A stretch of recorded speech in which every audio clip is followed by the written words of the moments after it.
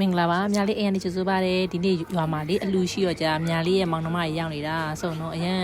ပြောဖို့အရင်ကောင်းတာပဲကဲသူတို့စားဖို့အတွက်လေးချက်ပြုတ်တာပေါ့နော်ဒီမှာဟင်ပြောကဲတစ်ချက်လာလိုက်မယ်ကဲထင်းတစ်ချောင်းထွက်လာပြီကဲဒါကတော့လေထမင်းစားပြီးအချိုးဝဲတဲဖို့ပါမနိုင်တော့ဘူးညီမလေးတယောက်ခေါ်မှရမှာကဲညီမလေးမမကူပြုံးတော့မတယောက်ထမနိုင်တော့ဘူးကဲဟင်းကလည်းရလောက်ပြီနဲ့တွေ့လောက်ဆိုခက်လိုက်တော့မယ်ဟဲ့ညီမလေး